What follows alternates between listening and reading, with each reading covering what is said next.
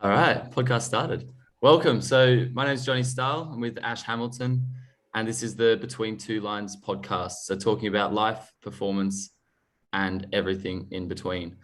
So yeah, we basically just decided we've never actually met. We're doing everything virtually, which is the funniest fucking thing because so a little backstory about us. We just decided to connect. Actually, I think through Instagram a couple of months ago, and then within that, we just just asked me to do a podcast, and fast forward a few weeks, and here we are. Sorry, coffee machines turning off. And yeah, here we are. And so we've had a few chats about the industry, kind of life, and our own personal development. And I guess one thing we decided to do was just blend it all. And the chats just kind of kept on rolling and rolling, and we just wanted to sort of share our opinions, our knowledge, and then above all our passion for for the whole package. So welcome, big man. Thanks, man. It's one of those surreal feelings. It's like, oh, we're live and we're going. Yeah. But it's pretty cool, and I think it's one of those blessings that COVID's kind of brought is like the connecting and the networking that comes with the virtual world. Other side of the world. Yeah, you lived here in Melbourne once upon a time, but Not that we knew each other then. Yeah, like we might have, been at a club once together or, down the streets, but yeah, wouldn't have known it. And now it's like, I feel like I know you and you're a massive plane flight away. So it's pretty cool. It'd be interesting to see what the energy would be like if we're actually together, or when. I mean, I'll try and get to Aussie in the next year or so, but it's just crazy how well it's worked out, and how easily we can connect. So yeah, mate. So tell us a little bit about yourself, what you do, what drives you, what your passions are, and then I'll share my side of things as well. Yeah, sweet. Ash Hamilton, osteopath and personal trainer from Melbourne. So I guess I would like to say that I like to combine the two, and take the best parts of both worlds. So I still do in-person PT, but with gyms, it definitely makes it a bit more difficult. And now I'm predominantly focusing on the rehab side of things, working face-to-face at a rehab clinic called Fox Physio. And then my online rehab movement kind of business that I do through Zoom. So yeah, I guess it kind of was like, I got into it because I loved movement. I was in the gym. I loved all that type of stuff. And then as I was at uni, you kind of evolve and you kind of get these, all this information, and you kind of don't know what to do with it. You're like, what type of practitioner am I going to be at the end? And, I signed up at a gym, and that had a massive transformation on me. Lost heaps of weight, connected with heaps of people that wanted, excellence, and they wanted to be better. And that's what kind of started this whole like continual education, wanting to be better, wanting to be around people that kind of like lift you up. And Andrew Locke was probably the first guy that I came across, and he was a physio, but he was hands off. And I was like, what? Like, I'm at uni learning all this hands-on stuff. Like, how can you do it without having your hands? And that was kind of like the first time I got introduced to the concept of giving people the skills to help themselves. And I don't know, there was something about it I loved. I was like, this is pretty cool. Like, this guy can just watch movement and help me. And I had a massive disc bulge, a back injury from deadlifting. And then like, a few weeks later, I was back deadlifting. I was like, wow. So yeah, that's kind of like what kind of started things, and then got into like the personal training side of things. And that was unreal. I think personal training provides you so much insights, because it's one thing to learn the textbook that we kind of do at uni, and a lot of books that we like to read, but I think PT really gives you that real life on the job experience, and you kind of see that there's so many different people. You got to be able to adapt quickly, because that go-to exercise you have, if it doesn't work, what do you do? And that's like, you start thinking fast, and you really have to understand things, because if you don't understand, you're kind of like, oh crap, what do I do? They're paying for a session. I better, think quick. So yeah, that kind of like took me to the end of my uni degree. And then after that, pretty much COVID hit and forced me online. And Best then thing ever, that's where, probably. Hey, ooh, you there? Can you hear me? yeah, sorry. Yeah. I So got the odd saying best thing ever to go online or mm, to be forced to, right? Just teaches you so much as well.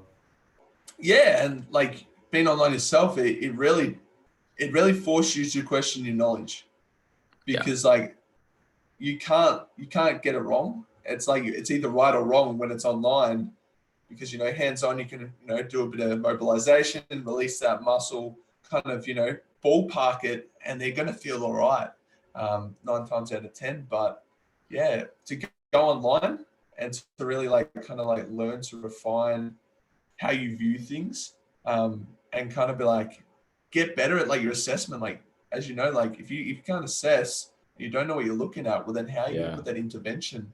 Yeah. So yeah, that kind of led to the hands-off approach. And then COVID left a lot of time to kind of reflect, do a lot of work on ourselves. And that's where I think I kind of saw that there's so many components, and they're real, and how your mental state can impact your physical state and vice versa. And that's kind of like what has led to like these conversations that we keep on having, is everything's connected and everything has a place, and you got to treat that individual in front of you. So Yeah. yeah, that's pretty much me, man. But I know you've got a bit of a story yourself. Give us a bit of a Yeah. spiel. So I think I'll cover a lot of the similar topics and just elaborate on that, or we can probably drive the next few minutes. But so I did a Bachelor and Master of Sports Science at Victoria University in Melbourne. Was working at 18 even. I started working in a little rehab clinic in Toorak in Melbourne with this wizard, this guy, Tony Hewitt. And kind of wasn't known to many, but seemed to have a fair history and everything, and just knew so much. And so unlike most people who kind of go down the training route and go into like really aggressive training and then develop the soft skills, I was probably always a lot more conservative and then went into training. So I kind of felt that it sort of benefited me in some way, because I felt like I kind of understood the human a little bit better.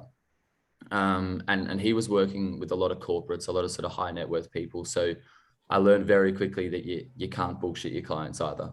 So if I didn't know anything, if I didn't know something, I learned very quickly to tell them that, I got to ask someone else who's smarter than me. And then anyway, so I started there whilst I was doing my bachelor, moved into the master's which was a major in football performance, Master of Sports Science and Football Performance. Got an internship at Melbourne Victory in the academy as an athletic coach or strength and conditioning coach, sports scientist. Then after a year there, got offered the role with the women's team. So that was part-time, kind of full-time. But it was awesome. Got to travel the country, match days and everything. It was really awesome.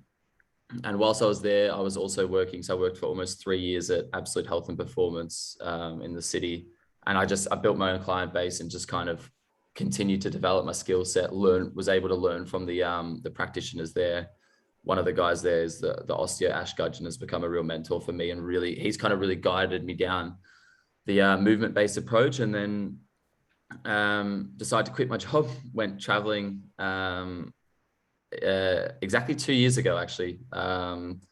In October 2019, decided to go to South America, went to Argentina.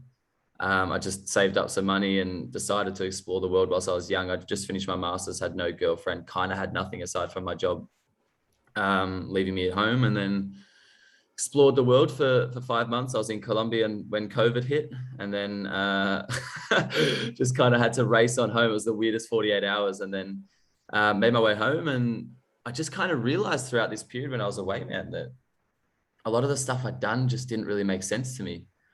And then I was super lost with COVID, had no plans. And then I kind of wanted to move over to Europe. I'd met this girl whilst I was traveling. And then, yes, so got in touch, went down to watch a sprint session from my now mentor, Ash. And we just got talking. And then I just kept going down to his sprint sessions. We discussed cases and everything like that. And we just kind of evolved, and I had a new passion, really. I'll rephrase it, I'd refined my passion within what I'd been doing. And then ended up moving to Germany to be with my girlfriend. And just kind of everything happened within a week. Just moved to Berlin, moved straight into a small apartment. It was a pretty wild experience. And I guess there's a lot going on within the last year in my head, at least, just trying to process being in a new country. I can speak German at least, which is good.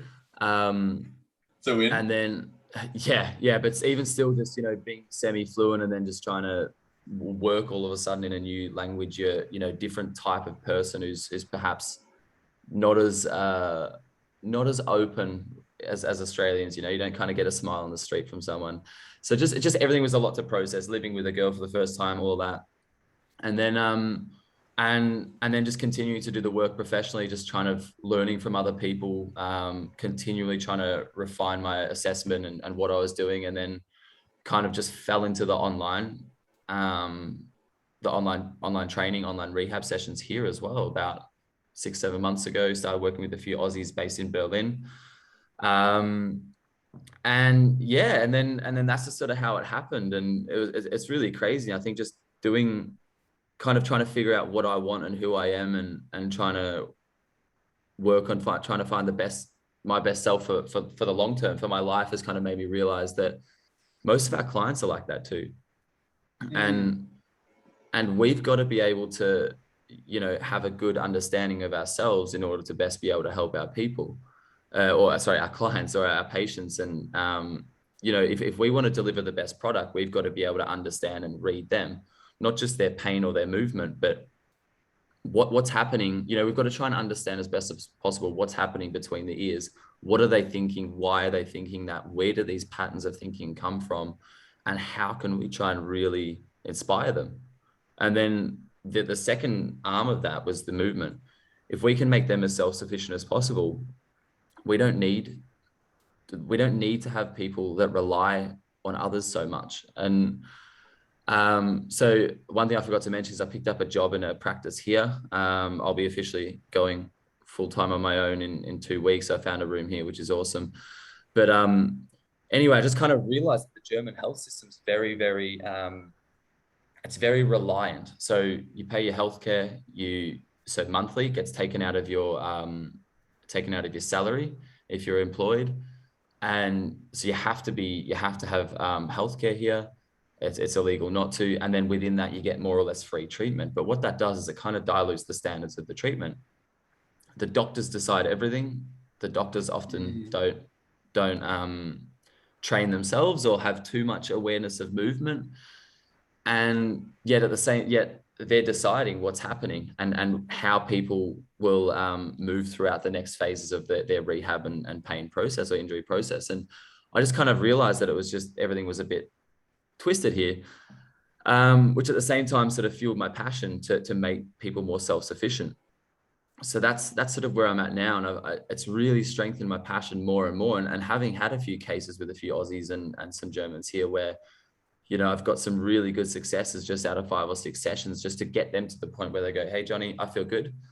I know where you're at if I need you, but at the moment, I feel like I know what to do. They feel like they're maybe close to 100%, maybe not even yet there, like 90% or so, but they say if they're at the onset of pain, they know how to manage themselves. And I'm sure you've had numerous cases that are the same around the world. And that just makes it so fulfilling, because you've taken what's perceived to be, a reliant strategy, and you've given people back what they've lost. Because I think a lot of people, or for a lot of people, pain's not the issue. Pain's not the problem. Like having the actual physical pain at a localized area, they don't really care about that. It's the fact that they can't do what they want. It's the fact that they can't just pick up something, they can't pick up their kid.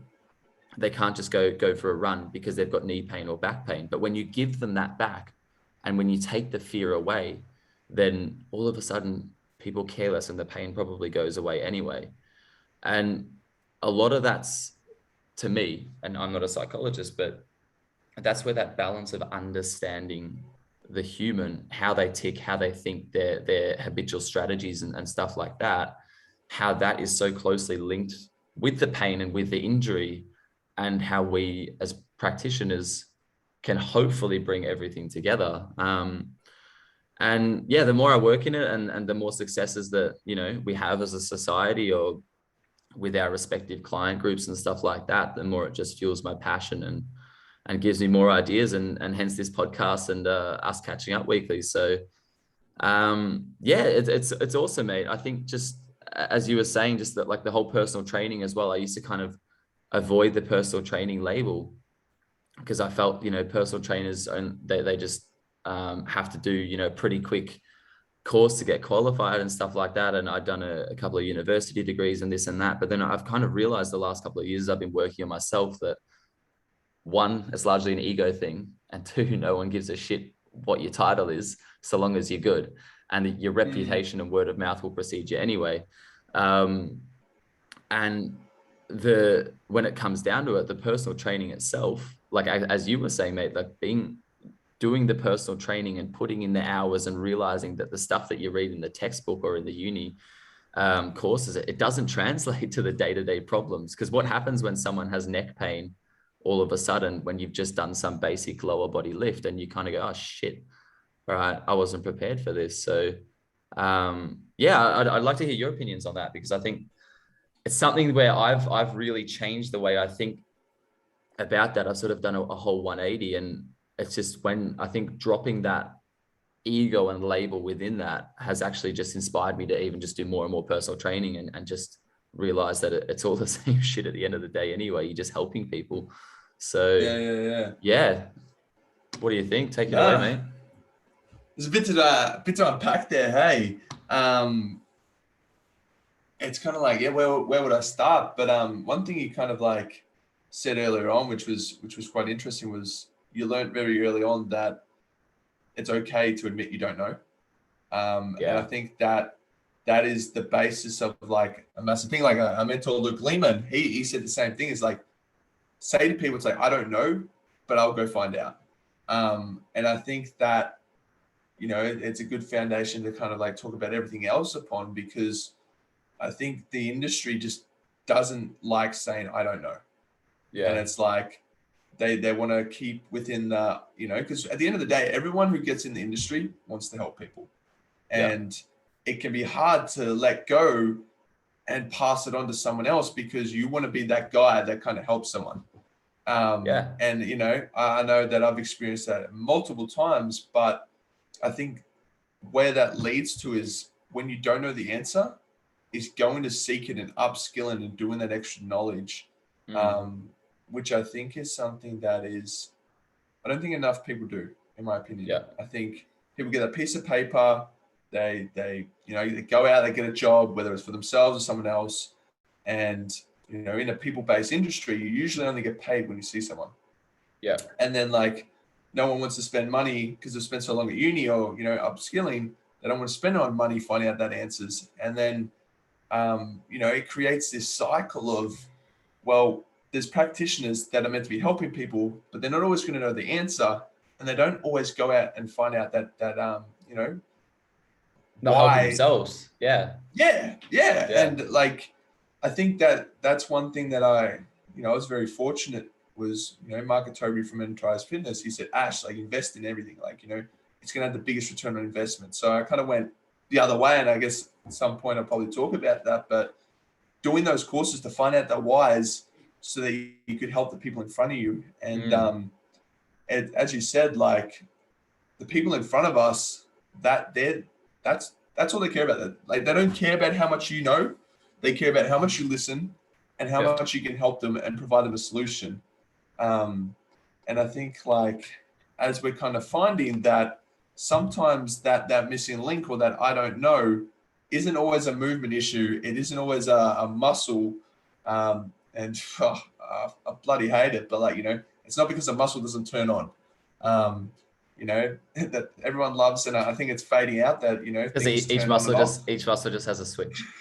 Right? Yeah, like, you know, I think my ear's off right now, so like I have to use my right one. But yeah, and I think sometimes that missing link is what we're kind of finding, is that it's not always a movement issue.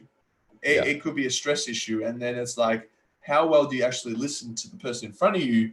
How well do you actually get to know them? Because maybe their neck pain is because they're in such a sympathetic state. They're stressed out of their fucking mind because, you know, at home, it's a stressful environment. It's like, I don't care what exercise you give them or what soft tissue thing. If you didn't take that time to get to know that person, well, then you're never going to get that result. And it's like, you don't have to be the smartest person to know the intrinsic, I need to know my English, but the word is, what is it? Intrinsic? Help me out here. You know, the small stuff? The intrinsics.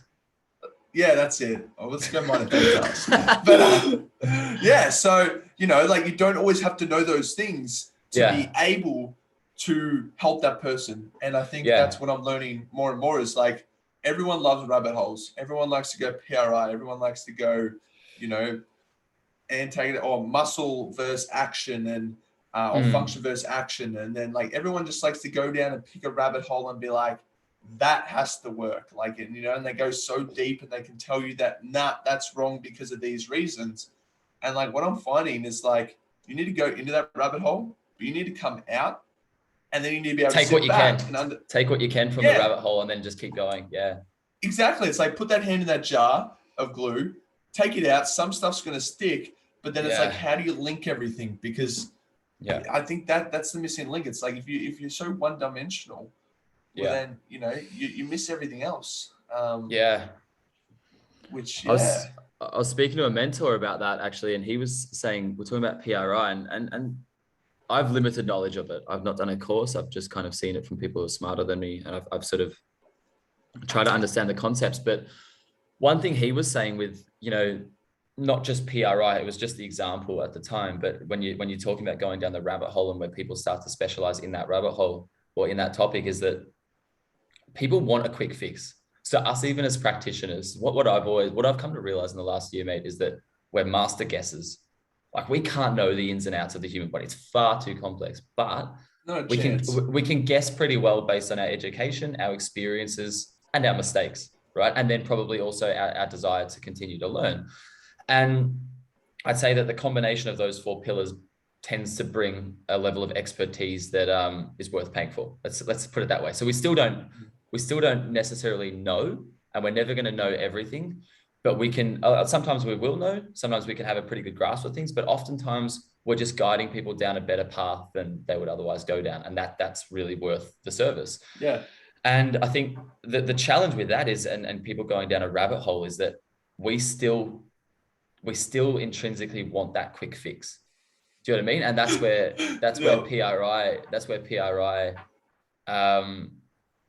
tends to give people that quick fix, I think. And, you know, again, I don't know enough about it, but just from what I'm seeing, it just seems that people go, okay, yeah, the right side, this and this and this and this, that means that this is already going to happen to this person. And I think the biggest danger and I think, the biggest challenge that we have as practitioners is to avoid labeling people before we've seen them, before we've completely understood them. And we all do it to an extent, I think. And, you know, I'd like to think that judging by your work, you're doing a lot less, and also by our chats and stuff like that. And I'm trying to really just pull away from it and just look at a blank canvas as much as possible. But whether we like it or not, consciously or unconsciously, we've all got our biases, and that can be a benefit, but it can also be a little bit of a danger. And I think with the experience, and as we learn more, and as we continue to learn from other people and just continue to speak to people smarter than us, it will just continue to break down those barriers. But yeah, it's pretty fucking hard because, you know, we still want to be right. We still want to intrinsically be right to feel good and to help people. And yet you're laughing because I'm getting that word right. Yeah, I'm like, he's making fun of me now. Yeah, it's not hard. It's not hard. But yeah, and I think that's you know, I think that's really important to just kind of understand those two sides, that one, we don't know everything, and, you know, we tend to have a pretty good grasp of things, but we are still perhaps guessing to an extent, or just, you know, it's just an educated outcome or educated guess. But the other side of it is not guessing before we've even started working with the person, because that's where it gets dangerous. And I think a lot of people do that. And, you know, a lot of people will sort of read the textbook and go into it, or utilize, you know, like the formula based on the textbook. But if there's one thing I've learned in the last year or two, is that, you know, a lot of the time you just got to throw that book away and just literally listen, have compassion, and then just use your, the culmination of experiences for the last year or two and just try to deliver the best product you can. And if you can't do it, and if you don't get the outcome, or as you said, if you don't know, either refer to someone better, ask someone better, or just admit that you don't know, but that you'll do everything you can to help them. And there's one side of that, which is the professional side. I think they'll really appreciate that, but people also realize that you're just a genuine person trying to do your best, which is also another really important thing, because they also just want attention and help and care. So yeah, it's an interesting topic, mate. We could talk for hours, and I guess we've got a few podcasts ahead of us to go into it. But yeah, I'd be interested to hear what the biggest takeaway, or a couple of takeaways that you've had for the last couple of years have been. Ooh. Good question. The biggest thing, and it's quite simple, is like applied knowledge, applied experience trumps knowledge from like books and not experience every day of the week. For sure. Like, I think, I left uni having done like 34 external courses, had mentors, I thought I knew my shit. And I definitely knew stuff, but it was that applied knowledge of seeing whether this works and when this works and when that doesn't work that has really kind of like been the game changer. Yeah. And that's where having the longer consult times has really allowed me to kind of like test and retest and see what doesn't work. Because the model of healthcare, that's a chat for another day. It really limits your ability to build that knowledge, because the last 5 minutes of a consult to give someone an exercise, you don't have time to see whether it worked for them.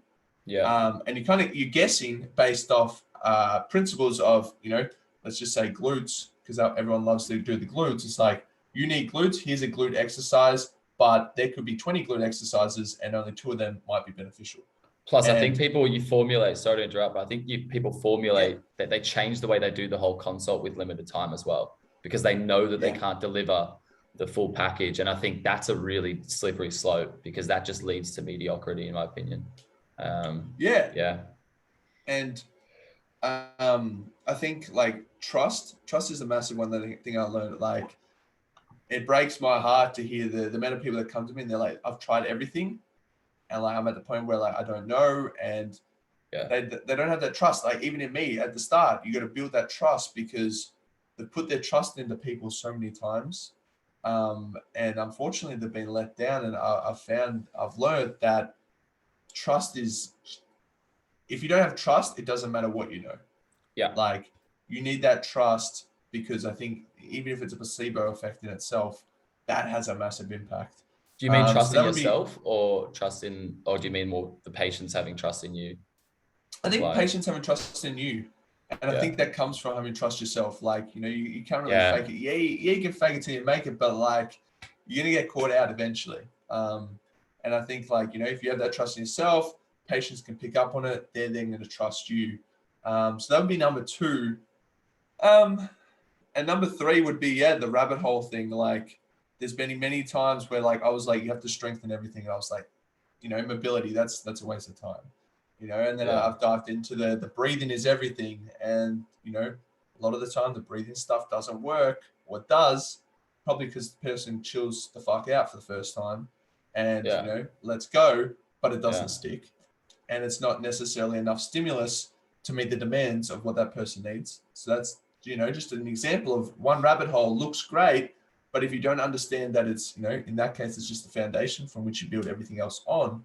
So learning that, don't get caught up in a method or a system, that you need to come out and understand how it fits.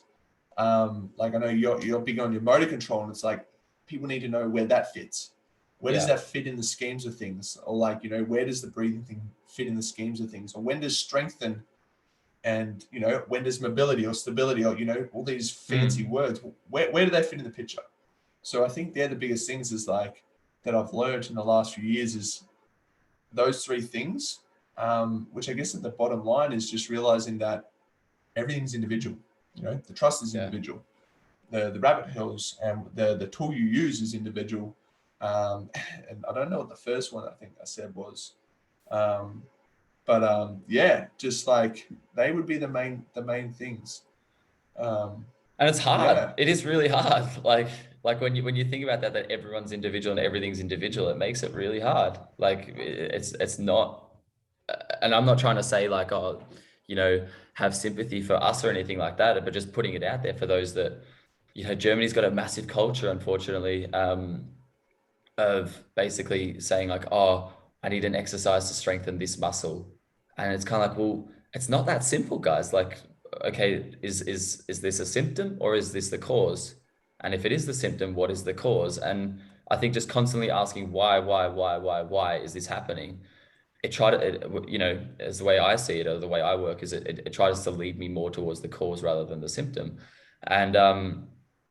And that's not as simple as just giving a quick exercise, flippantly to try and strengthen a muscle that's probably not going to integrate with the rest of the body anyway. Or if you got a neck issue and you're highly stressed, well, maybe just lying down and breathing for 10 minutes might actually help. And that's something that, in the practice I've been working at for the last year. If there's one thing I wish I could implement if I had more time, it'd probably just be to get people to just lie down, close their eyes, think about things they enjoy, like having a coffee with their friends or something, and just breathe really slowly and deeply through their nose for 10 minutes, because I think they just feel a shitload better. But unfortunately, that's not an easy sell, and there's a bit of a time, as you were saying, just about the healthcare system, there's a strict time constraint. But man, I think, and if you told people that you care about them and then you get them to do that and they felt a lot better, I think they'd build trust and they'd feel loved and they'd feel a shitload better just from that as well. So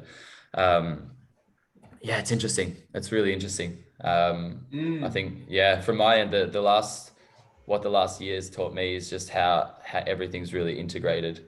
And even just, I've had injuries myself, and if you can just get things to function as they should, if you can get muscles to talk to each other and people talk about, oh, this muscle's doing this too much, this muscle's doing too much, this area is getting overloaded. Well, why is it getting overloaded? What happens when you get things to actually function as they should? And that's where I think the sound biomechanical knowledge and stuff like that is really important, but also understanding how people do learn and how people should move.